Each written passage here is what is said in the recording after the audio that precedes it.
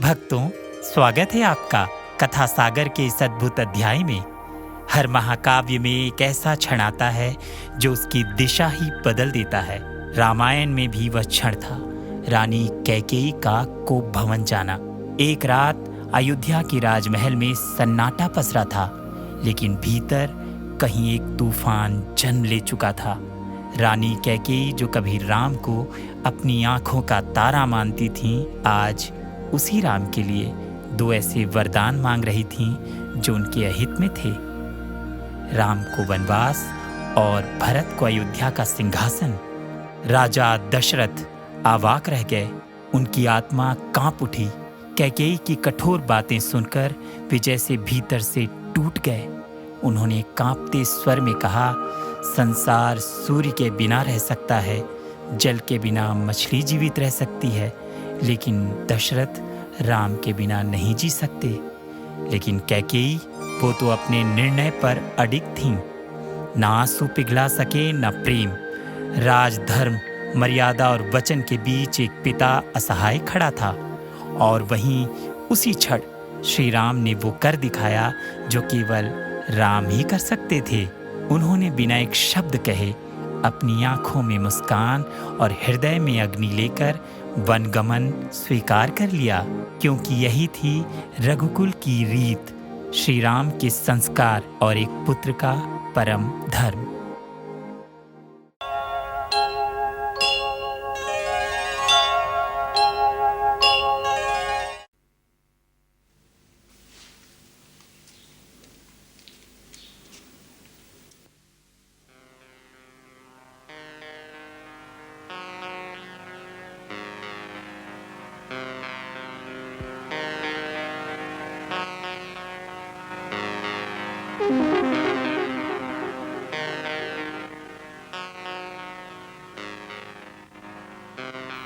देवी,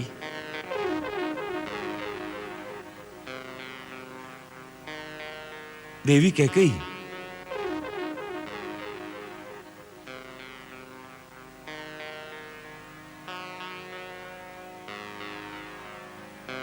क्या हुआ? बताओ, क्या बात है?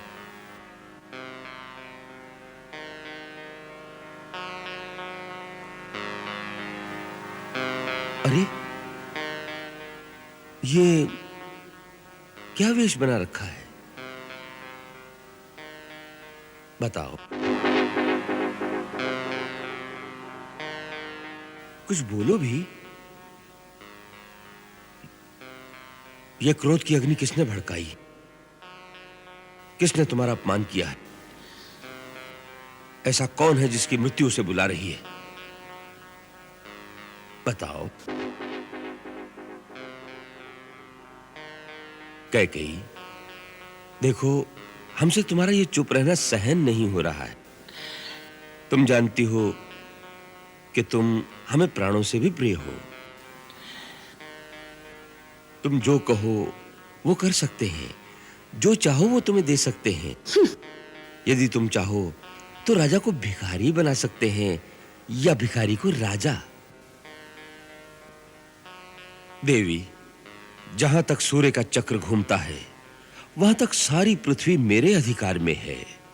द्रविड़, सिंधु, सोवी, सौराष्ट्र, दक्षिण के प्रदेश तथा अंग, बंग, मगध, मत्स्य, काशी और कौशल, इन सब पर मेरा अधिकार है। इतने बड़े साम्राज्य में जो भी सबसे मूल्यवान वस्तु हो, मांग लो, हम तत्क्षण तुम्हें दे देंगे। परंतु हमसे यूं मुंह ना मोड़ो। तुम रूठ जाओगी तो हम जिएंगे किसके सहारे? देवी, मांगो, क्या चाहिए? हम तुम्हें वचन देते हैं, जो मांगोगी इसी क्षण देंगे। देंगे, देंगे, सदा ही कहते रहते हैं आप। कभी कुछ दिया भी है? आज नए वचनों को लेकर आ गए। अभी तक तो आपने पुराने वचन पूरे नहीं किए। मैं इन नए वचनों को लेकर क्या करूंगी? देवी, कौन से पुराने वचन पूरे नहीं किए? देखा, वो भी भूल गए। महाराज, जब देवासुर संग्राम हुआ था, आप देवराज इंद्र की सहायता के लिए गए थे।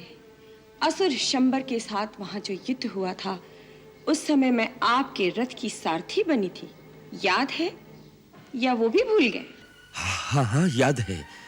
ऐसी कुशलता से तुमने युद्ध भूमि में रथ चलाया था कि बड़े-बड़े योद्धा चकित रह गए। और उस युद्ध में जब आप बर्छी लगने से घायल होकर मूर्छित हो गए थे, यदि मैं उस समय शत्रुओं के बीच में से रथ निकाल कर ना ले जाती तो आपके प्राण ना बचते। मैं रथ को एक निर्जन स्थान पर ले गई, वहां आपकी सेवा शुश्रूषा की। उससे आपकी मूर्छा भंग हुई, आपके प्राण बचे और आपको नया जीवन मिला था। याद है ना? याद है, सब याद है। उस दिन से हम अपने प्राणों को तुम्हारी ही धरोहर मानते हैं। जब चाहो तुम पर अपने प्राण न्यौछावर कर देंगे। आपके प्राणों को लेकर मैं क्या करूंगी? मैं तो केवल इतना याद दिलाना चाहती हूँ कि उस समय आपने कहा था, प्राण प्रिय, तुमने मेरी प्राण रक्षा की है। मैं तुम्हें 2 वरदान देता हूँ, मांगो, क्या मांगना चाहती हो? हाँ हाँ। किंतु मैंने कहा था, महाराज, मेरे ये दोनों वरदान अपने पास धरोहर स्वरूप रहने दीजिए। जब आवश्यकता होगी मांग लूंगी। हाँ, हमें आज ये आभास हो रहा है कि हमने उस समय कंजूसी की। तुमने जैसी वीरता दिखाई थी, उसके लिए 2 नहीं, तुम्हें 4 वर देने चाहिए थे। 4? महाराज, कहो। अभी तो आप 2 ही पूरे कर दीजिए तो बहुत है। परंतु उनके पूरा करने में अड़चन क्या है?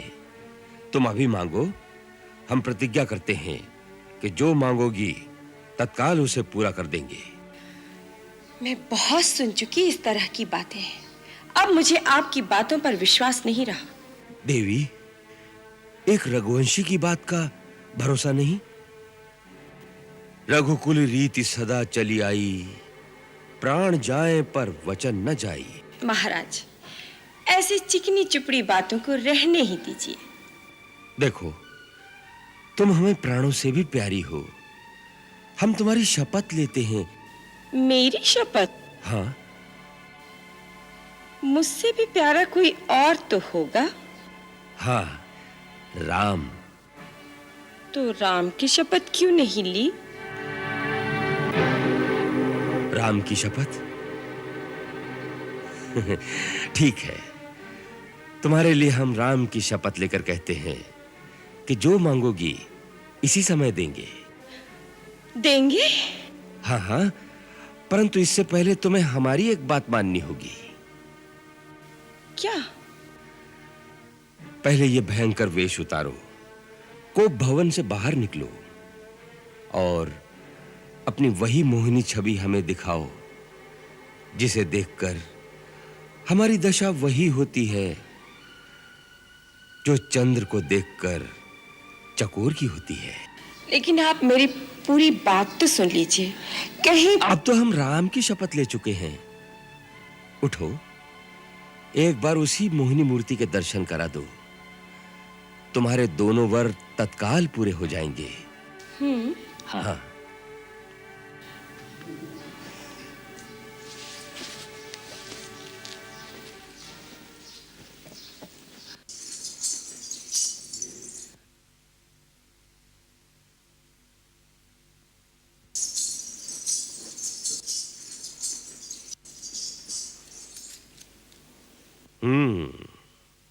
अब लगती हो दशरथ के हृदय आसन पर विराजमान एक साम्राज्ञी।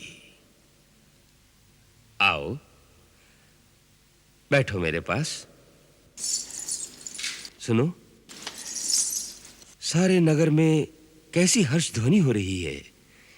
प्रजा राम का राज्याभिषेक मना रही है। वो तो मैं सुन ही रही हूँ, किंतु आप पहले मेरी अधूरी बात तो पूरी कीजिए। मेरे वो 2 वरदान। आज्ञा करो, बोलो क्या चाहिए।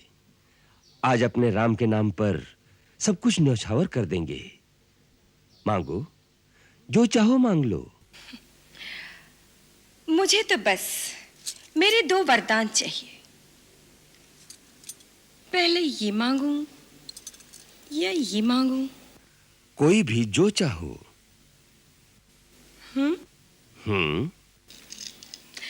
आप ही बताइए।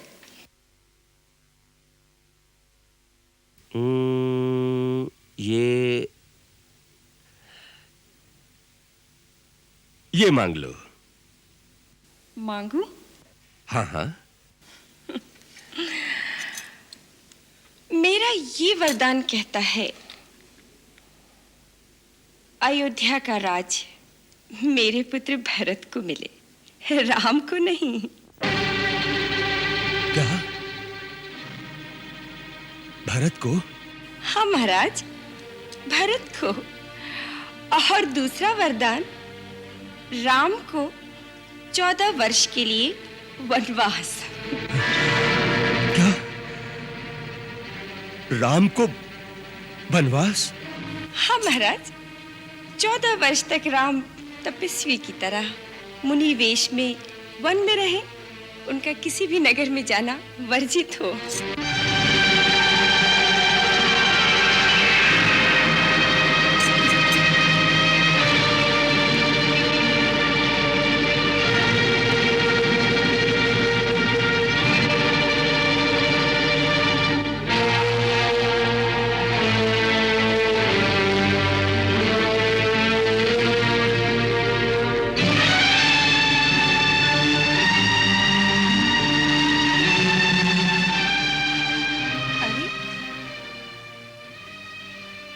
मेरी बात सुनकर आपको ये सन्निपात सा क्या हो गया?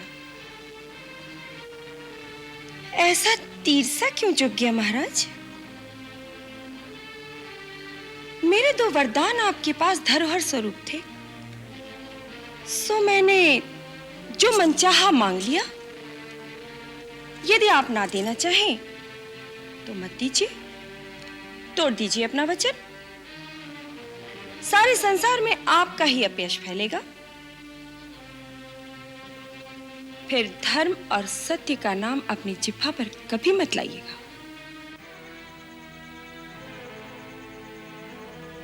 कह गई। जानती हो तुम क्या मांग रही हो? भली भांति जानती हूं महाराज, मैं क्या मांग रही हूं।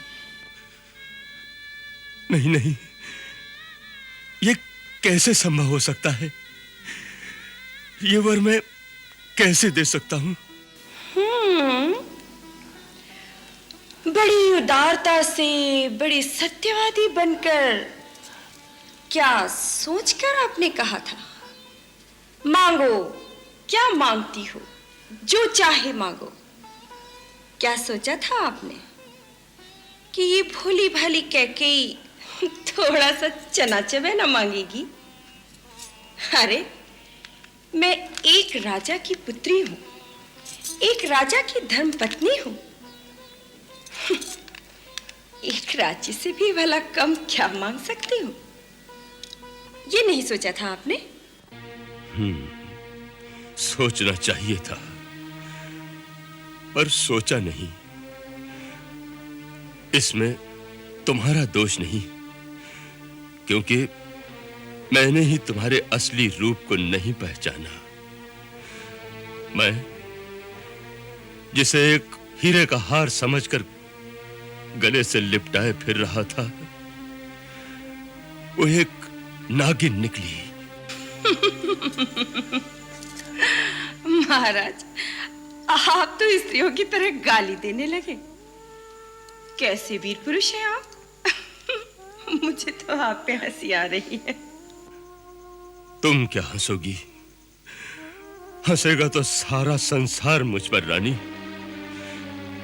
जब लोग कहेंगे कि बूढ़ा स्त्री के मोह में ऐसा अंधा हो गया कि राम जैसे धर्मात्मा पुत्र को वन में भेज दिया, तो उन्हें क्या उत्तर दूंगा? और जब कहीं किसी वीर पुरुषों की सभा में आपसे कोई पूछेगा कि जिस स्त्री ने आपके प्राणों की रक्षा की, जिसके आप ऋणी थे, जिसे आपने अपने धर्म की शपथ लेकर वचन दिया था, जब उस बिचारी ने आपसे उन वचनों को पूरा करने के लिए कहा, तब आपने अपने वचन से कायरों की तरह मुंह फेर लिया और हारे हुए जुआरी की तरह तिलमिला उठे। तब आप क्या उत्तर देंगे महाराज? स्वर्ग में बैठे हुए आपके पूर्वज आपकी कितनी शोभा बखानेंगे। कह गई, तुमने मुझे कहीं का नहीं रखा, कहीं का नहीं रखा। नारी तो देवी का रूप होती है, परंतु तू हमारे कुल का नाश करने आई है। हे भगवान, मैंने ऐसी नारी का विश्वास क्यों किया? इतना संताप क्यों कर रहे हैं महाराज? मैं कोई मोल ली हुई तो नहीं आई, या भरत आपका पुत्र नहीं? ठीक है, अब मुझे पूरा विश्वास हो गया कि आप अपना वचन पूरा नहीं करना चाहते। कान खोलकर सुन लीजिए, राम के अभिषेक से पहले आपको मेरी चिता को अग्नि देनी होगी। आज अयोध्या के राजद्वार से राम या तो वन जाएगा या कैकेयी की अर्थी निकलेगी, क्योंकि ऐसे अधर्मी वचन भंग करने वाले का पुरुष पति की पत्नी कहलाने से तो अच्छा है कि मैं अपने प्राण त्याग दूं। ऐसे कठोर वचन मुंह से ना निकालो प्रिय। किसने तुम्हारे मन में ऐसी दुर्भावना पैदा कर दी? किसने हमारे प्रेम और विश्वास में यह विष घोला है? भरत और राम तो मेरी दो आंखें हैं। तुम भरत को राज्य देना चाहती हो तो मुझे स्वीकार है।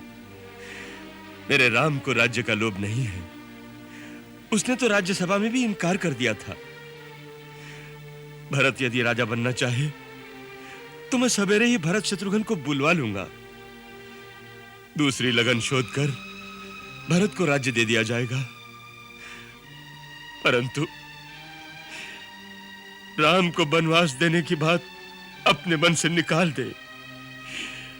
अपना दूसरा वरदान वापस ले ले रानी, वापस ले ले। नहीं महाराज, ऐसा कदापि नहीं हो सकता। यदि आपको देने हैं तो दोनों वचन देने होंगे। मैं आज ही राम को वन जाते हुए देखना चाहती हूं।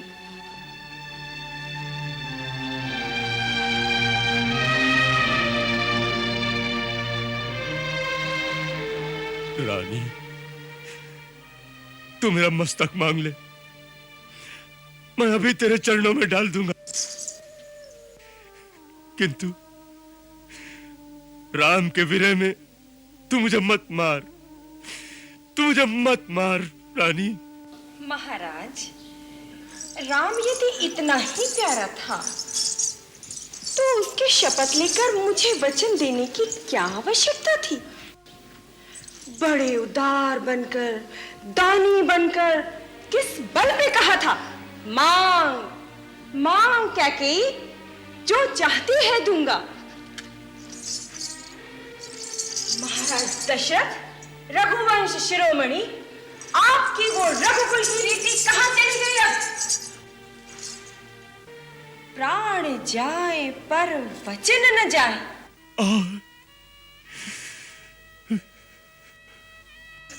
क्या वो झूठा थोथा प्रलाप था, अनर्गल बातें थी, वो सब मिथ्या थी, झूठ था, या आपका रचाया हुआ प्रपंच था? उत्तर दीजिए।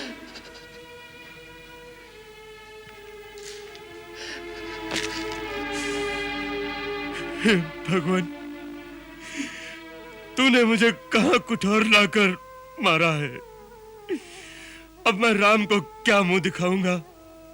किस मुंह से कहूंगा कि राम, तू अब राज्य का अधिकारी नहीं रहा। हे राम,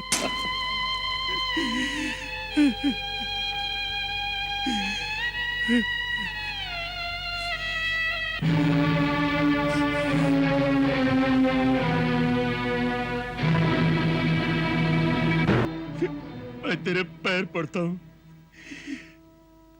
तुझे हाथ जोड़ता हूं।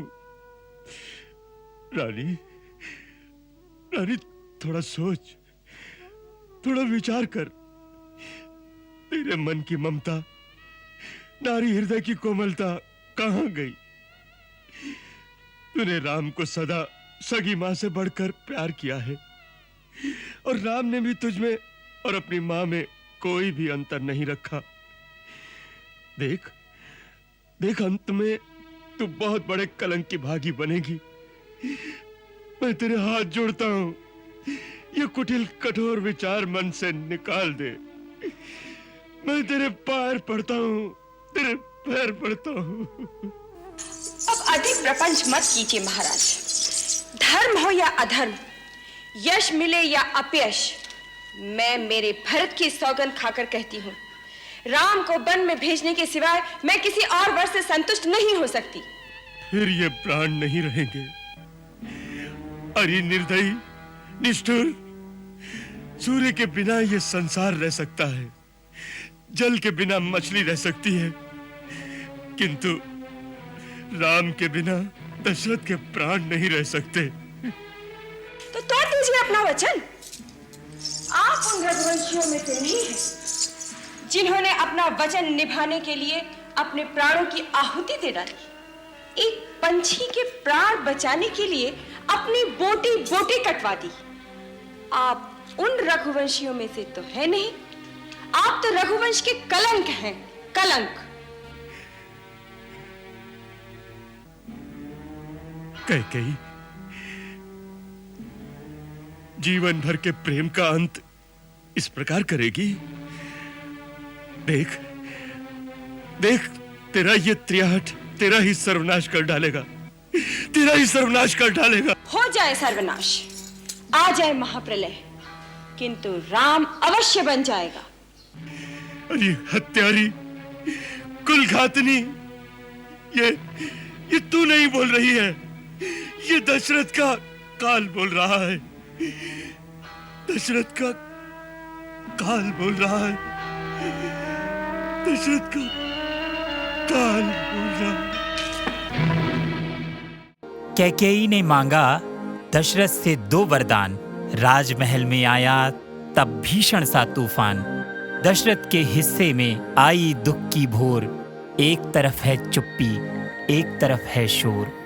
कोप भवन की छाह ने लाई ऐसी धूप, राम बने वनवासी, भरत बने फिर भूप। करुणा को लांघ चुका कैकेयी का द्वेष, राम लखन सीता अब जाएंगे परदेस। यह घटना सिखलाती राज धर्म का अर्थ, सच्चा होना फलदायक, कपटी होना व्यर्थ।